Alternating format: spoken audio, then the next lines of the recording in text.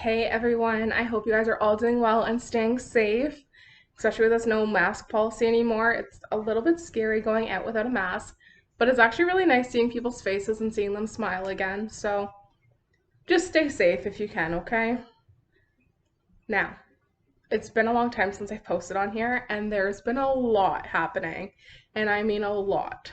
But if you follow me on Facebook, TikTok, or Instagram, you might know some of it, so sorry if it's repeating for you, but there are some people that only follow me on here. So, first off, number one, I got a new job. I am working at Laker Health Oshawa as a PSW still, and I'm what's called a float. So I go to whatever floor they need me to on that day. I could be on cardiology, thoracic, surgical. I've worked mental health. I've worked on the palliative floor. I've worked rehab. I've worked pretty much every floor, it feels like. I've also worked in Ajax and Whitby, but Oshawa is my main location. So I've been having a lot of fun with that. I love my new job. I work 12-hour shifts, but I do 2 day shifts, 2 night shifts, and then I'm off for 5 days, but there's so much opportunity to pick up. So it's not like I'm ever missing out on anything. And the 12-hour shifts, it seems really long, but I love it. I love my job. Day shift, it makes it go by so fast because you're so busy, depending on what floor you work on. The cardiology floor, I'm running crazy all day, every day, but I love it. It makes your shift like zoom by. I've done one-on-one with patients, day shift and night shift, which is a lot of fun too. I did it the other night on a night shift. It made my night shift feel really long, but at the same time, it was kind of nice to just like kick back, put my feet up, and just relax. And it was a lot different of an atmosphere for work that day, but it was still enjoyable. And I mean, I'm getting paid, so who cares? As for myself, I had surgery. It was just a day surgery. I was under sedation for all of 20 minutes. The only thing that sucked is when I woke up, my hip was locked because of the surgery I had. I had what's called an operative hysteroscopy and polypectomy, where they went in through my vagina into my cervix and they took the polyp that was right in the top part on the right side of my uterus. They burned it out and they sent it off for pathology. I got the pathology report already and it was non-cancerous. It was just a polyp that grew after my D&C. So it's all fine. Everything's good there. Everything else is good with my uterus. That medication I was on called DHEA, the really expensive one, it worked. I'm so excited it worked. Like, I can't even stop smiling. When I found out that my AMH, my anti-Müllerian hormone, pretty much doubled. It went from 1.51 to 2.5 and then to 3.1. From taking the DHEA, I was taking 75 milligrams every day, so 25 milligrams 3 times a day since November. And then I had my levels checked in January. So that was a really good increase. And my antral follicle count went from 2 to 4 all the way up to 7. Like, if we're going from the 2, it increased by 5. If we're going from the 4, it increased to 3. Like, I'm so excited. That means we potentially have 7 follicles that could grow with my medication that I'm going to take for IVF and become little M babies. I'm so excited. We didn't think we were ever going to get even close to that. We were hoping and praying for even 2, but now we have the potential for 7. And the funny thing is 7 is Aaron's lucky number. Like, I'm so excited, if you can't tell. As for Aaron and I, we've done all of our testing that needed to be done for IVF. We met with a counselor that was mandatory by my clinic, but let me tell you, like, it was mandatory and it sucked that it was mandatory, but I'm so glad that we did it. We didn't have a choice, but I'm still so glad that it's forced with my clinic because it really like opened my eyes to a lot of things. It made me obviously not feel so alone. Just this community that I've built and have around me doesn't make me feel so alone, but this lady, she went through infertility herself, and now she's an infertility counselor. And she sees people going through it all the time. And she was telling me her own struggles and how, obviously, when she was younger, the technology wasn't where it is now. She works in the clinic that I'm going to called Trio Fertility. She works for them, so she kind of knows the ins and outs about them as well. And she's told me so many success stories and some that weren't so successful, but it's just to open your eyes to everything. And ever since I spoke to her, I've been a lot more optimistic and positive about stuff, which is what I think I really, really needed. I kind of needed that, okay, yeah, I got this. And that was before I even found out my numbers. So once I found out my numbers, I don't know, it just, everything kind of fell into place, which was really nice. Now for my IVF doctor, I was supposed to meet with him on April 11th, but my period came a few days early, and I was really nervous that I wasn't going to get to talk to him on time and that everything was going to be kind of foobarred from there and that we were going to have to wait and whatever else. But no. So one of the nurses that works for the clinic overheard me talking to my doctor's receptionist and her telling me, no, he doesn't have any availability today, etc. She called me herself, the nurse, called me herself, and got me an appointment with my doctor that day. That never happens. He's always busy doing procedures, testing, etc. So I was so happy that he actually had 5 minutes just to talk to me. And he told me what kind of protocol he would like based on my numbers and Aaron's numbers and whatnot. And we're doing what's called a microdose flare protocol. So what that means, sorry, and with estrogen priming. So what that means is right now I am technically in the middle of my IVF cycle, and they are tracking my blood work, checking for a hormone called luteinizing hormone, or LH, as people mostly know. And once I get what's called an LH surge, which would normally indicate ovulation, I'm going to count down 8 days from then and start taking this medication. It is called estradiol. And with this, I'm going to take it whatever they tell me. They haven't told me how many times a day. I think it's 3 times a day. And this just keeps my ovaries kind of happy and not producing a whole bunch of follicles, like growing them. It just kind of keeps them dormant so that the follicles stay there. They don't release. And then once my period comes, we will start with my baseline ultrasound and my baseline blood work. That blood work, they're going to check my LH, my FSH, follicle stimulating hormone, and my E2, which is my estrogen level, and my progesterone level as well. If everything comes back good, and they do my ultrasound, and everything looks good on the inside, there's nothing inside my uterus, there's no cysts on my ovaries, or anything like that, then we will be moving forward with the stimming medication. The stimming medication I'm using 3. One is called Superfact. Superfact kind of keeps your body from releasing the follicles when they are mature. I know it seems redundant. Normally you'd want to ovulate, but not with IVF because you'll have egg retrieval. Then I will be doing Gonal F, which I've done before. That's how we got pregnant with Ara. And then we'll also be doing Menopur. Menopur burns so bad. That's the only one I'm not looking forward to. I already know Gonal F. I've done it before. It's super easy, and it looks like an insulin pen.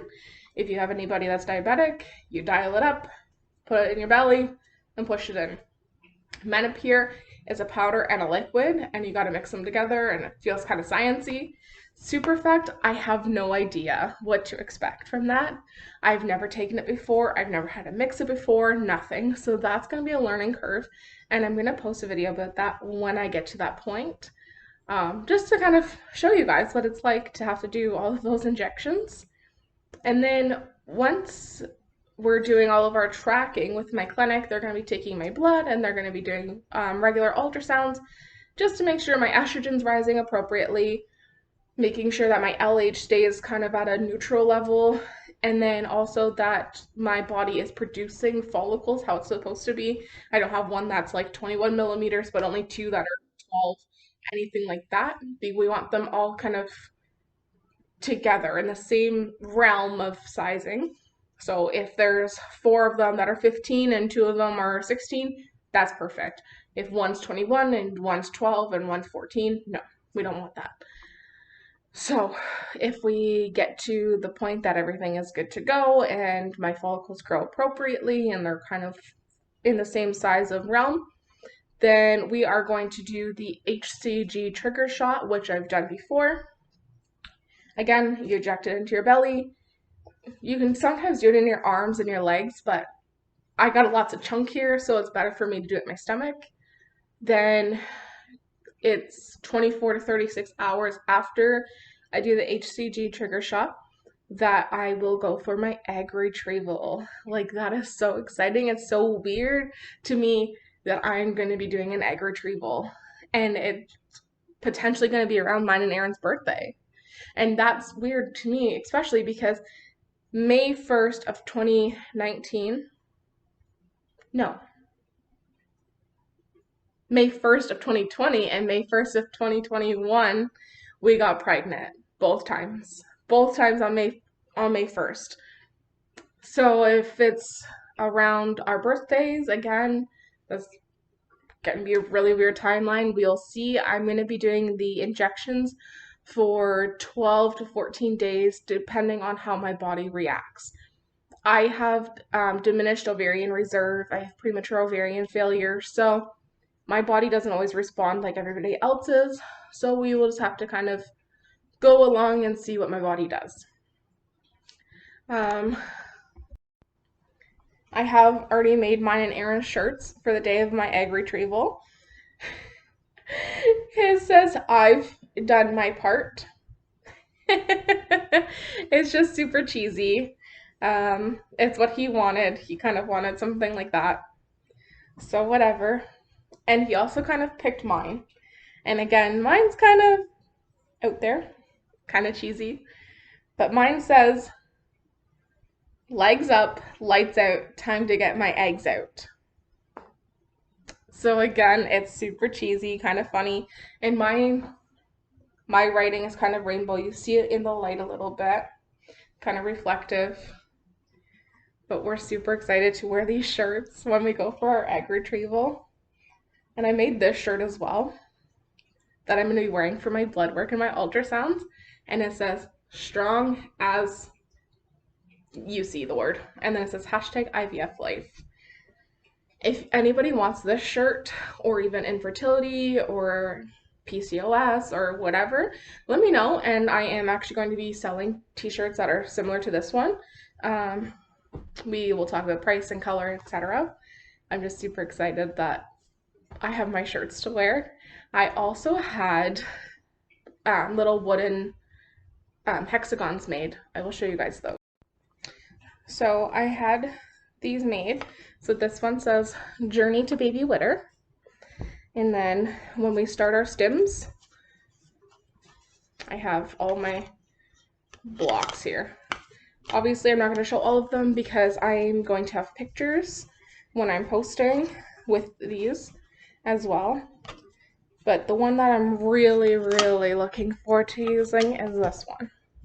It says "Double Rainbow on Board." And we say double rainbow because I've lost 2 babies, so our double rainbow is hopefully going to come to us after all of this IVF. We are so excited, so nervous, so everything, but it's going to be worth every shot if we get our baby. The other thing I have that I kind of made is this little case. I put just a whole bunch of little rainbow stickers on it just because I thought they were super cute. So this one says "Oh baby," and then this one says "Dream big." But this is how I'm going to store all my medication. So one's going to be in here, one's in the bottom, and then one's in the middle. In the middle, I also have this pouch that I got for work to take my injections to work with me. The ones that don't have to be refrigerated are going to go in here. Same with all my alcohols. prep pads, my needles, etc. And then any ones that need to be refrigerated are gonna go in this spot because it is like a cooler bag, and I also have an ice pack for it. So I just thought it'd be really handy for that. And then I also have a pregnancy journal that I bought last time I was pregnant. I bought it when I was pregnant with Ara. It says, "And suddenly you were my everything." But for some reason, I never wrote in it when I was pregnant with Ara. I don't know if I just had a gut feeling or what, but I never wrote in it. I put her ultrasound picture in it, but I never taped them down. I just had them sitting in it. So it's just a basic journal for pregnancy. I also have one for my IVF cycle to track everything. And I just have these sitting in here waiting for when we actually get to start everything. It just keeps everything nice and organized, and I know where it is. My estrogen pills are in there. Put my blocks in there now too, since I'm thinking of it. And then I made a shadow box yesterday that I'm going to keep all of my needles in it. If you've seen my pregnancy announcement from when I was pregnant with Ara, you'll see that I had a shadow box that said, the greater the storm, the brighter your rainbow, and it was really big, and I had my needles in there from my last cycle. Well, I did one very similar for my best friend, and she's putting all of her IVF needles in it, so I thought I would do something different this time. And it's hard to see, but it says, "No matter how dark it gets, the sun's going to rise again," and we put a sunflower, because lately sunflowers have been our thing. It's kind of been our little sign of hope. So that's where we're at for all of that.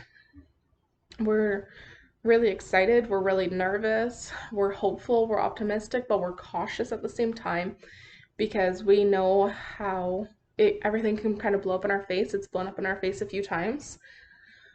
So we're keeping our fingers and toes crossed, but at the same time we're kind of guarding our heart because we don't want to be crushed if everything doesn't work out. This IVF cycle is our one and only chance with IVF because we can't afford to pay for everything out of pocket. With my clinic, everything out of pocket with medication and paying for the doctor, storage, etc. It's roughly $20,000. And we don't have $20,000. We're struggling right now to pay the $8,000 that we have to pay. We have to pay for our embryo storage. So I just found my invoice. My first year of embryo storage is $900. My electronic witnessing, which is a very special technique that they're using to make sure that Aaron's sperm and my eggs all stay together. They get a specific identification number that is attached to me and Aaron. That sticks with our eggs, our sperm, everything all the way through, and like when they're embryos, when they're on ice, etc. That number stays with them. It is labeled on every single thing that they use. So if they're in the petri dish, well, that number gets put on that petri dish. If they're in the little incubator, it gets put on the incubator. They scan it with this machine. They know, yep, that's actually what our Aaron witters. And that way there's no mix-up. My eggs don't get fertilized with somebody else's sperm, or Aaron's sperm doesn't go to somebody else's eggs. We're not having that. So that's $100. That's a mandatory fee. We are also doing what's called Kids Score. Kids Score is super, super cool. It is the incubator that our embryos get put into after they're fertilized. They stay in the incubator the entire time for the 5 to 6 days that they're gonna grow. They don't get touched at all, because every time you open the incubator, you run the risk of degrading your embryos. They're very sensitive to different temperatures, so the incubator keeps them at the specific temperature, kind of like when you have a baby in the NICU and they're in the incubator, it keeps them at that consistent temperature. They're also not being touched. They're not being handled. They stay in there. There's a little monitor above them, so you get a little video of them growing, which is super cool, and see all their little cells dividing. But it all gets sent electronically every single day to the computer. So the embryologist just goes on, types in whatever code, and he sees, or she sees, that our embryos are looking like they have 8 cells, 10 cells, etc., and if they're growing properly or not. So that's super cool. We're also doing spindle view. Spindle view, again, is optional. But with my poor eggs and Aaron's not great sperm, we are doing spindle view. So spindle view is, here's the embryo. Normally, there's the embryo. Well, right here would be what's called the spindle, and the spindle is what actually grows into the baby, and the rest is what's going to be the placenta. So if here's my follicle with my little egg, right here, say is the spindle, this would be placenta, this would turn into the baby. You want the sperm to go into the spindle and not the placenta. So normally the embryologists are good at their job. 95% of the time they get the spindle without doing spindle view, but there is that chance that they don't and that they try to fertilize the egg and it doesn't work. We don't have the resources to take that gamble, so we're spending the extra money to do whatever we can to keep our embryos fertilized properly and to make them grow properly, etc. So the spindle view is $700, which is totally worth it when you're gonna already have low egg count and whatever. And then the kids score is $1,100. So it's expensive, but totally worth it when this is your one and only shot at IVF.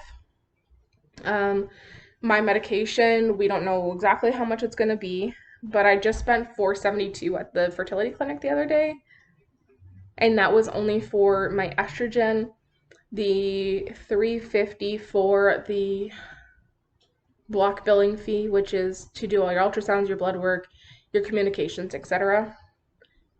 And yeah, oh, and a COVID test. They made me pay $36 for a COVID test, but whatever. I had to have it done, so. But that's kind of where we're at with the IVF infertility aspect. I had my surgery, we're doing IVF, my doctor's really happy. I meet with my OB tomorrow just to talk that my surgery went good. I already know all the reports, but I still have to go in anyways because not everybody gets it online like I do. But that's where we're at with everything, and I'm super excited, cautiously optimistic, just ready to kind of get going with all the needles, more or less because I want to get them over and done with. I'm not looking forward to all the needles and all the hormones again. It's been really nice for the past almost year to not do a single injection, not be on any hormones, no progesterone, no nothing. It's been kind of nice. But we want a baby, so this is what we're gonna do. This is where we're at. We're kind of doing whatever it takes to create a baby, to create a family. If this all fails, if we don't have any embryos at the end of it, we don't know what we're gonna do. We've talked about it. We've talked about possibly doing foster care, foster to adopt. We've talked about never having kids. We have talked about getting rid of all of the baby stuff that I have, which is a lot, and closing up shop and just traveling. We've talked about just being Aaron, myself, and Tucker. Those are things that we've talked about, and those are really important things to talk about with your partner, especially when you've been struggling to get pregnant or to keep a pregnancy, because there's some people I know that get pregnant super easily, but they can't keep the pregnancy, and there's no specific reason for it. They just can't keep the pregnancy. So talk with your partner if you're going through anything like that. Aaron and I also had to have a really kind of awkward decision talk. It was weird, but we had to talk about what we would do with our embryos if, goodness forbid, one of us dies or if we get divorced. All the awkward conversations. Because you don't plan on talking about just like getting rid of your embryos that are potential babies if you get divorced or if somebody dies. Like, it's just not a conversation that I realized we were gonna have to have. Like, I knew that we had to have it, but at the same time it totally slipped my mind.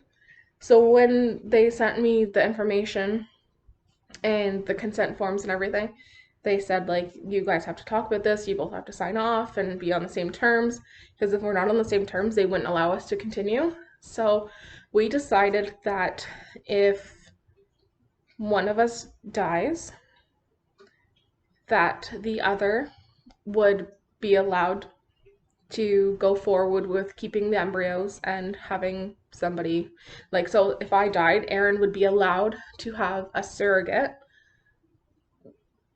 grow the baby for him so that he could still have a piece of me. And if Aaron dies, I'm still allowed to have the embryo implanted in me so I'd have a piece of him. But if we get divorced, we're not keeping them because that's not fair to either of us.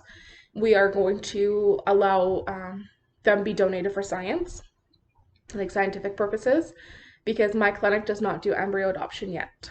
So we made the decision that they would be allotted for scientific purposes. We also allotted that any of the solutions or anything that are used to grow our embryos can be extracted. That's not needed. Like when they do the embryo transfer, they don't need the little buffer that they sit in. That can be sent off for scientific purposes. And anything like that, like any of the instruments they use, whatever, it all can, anything that they're not allowed to use again can be sent off for scientific purposes, just so they can get a better understanding of reproductive technology. And if I can be part of that, I think it's kind of cool. They are also allowed to extract fluid from the follicle or the embryo, I should say, if it is not a viable embryo. So if the embryo doesn't divide properly or whatever, that one's allowed to be sent off for genetic purposes or scientific purposes, whatever you want to call it. If my embryos are 100% perfect and we're going to implant them, they're not allowed to touch them. They're not allowed to take any fluid, nothing.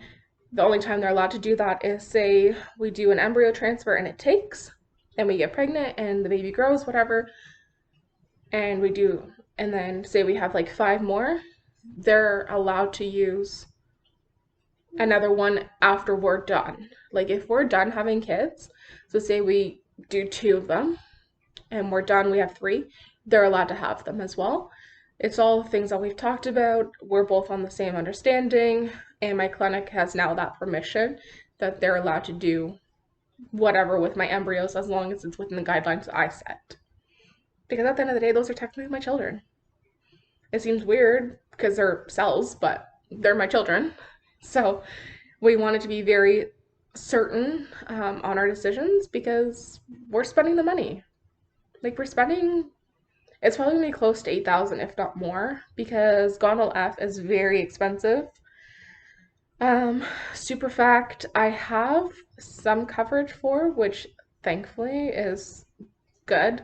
My estrogen, I also had coverage for. It's only 80%, but still it's better than nothing. It's just the Menopur and the Gonal F and the HCG trigger shot that I don't. So that's where we're at with everything.